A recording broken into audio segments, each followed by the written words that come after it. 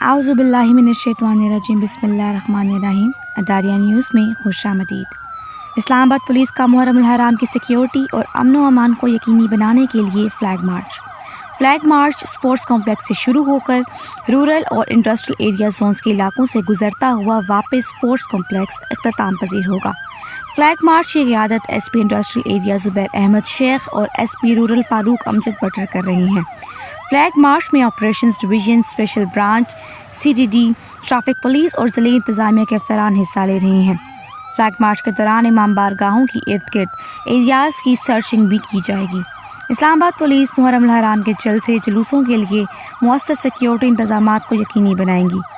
شہریوں سے بھی اپیل ہے کہ وہ اپنے ارد گرد کوئی مشکوک چیز دیکھیں تو فوری متعلقہ پولیس کو اطلاع دیں۔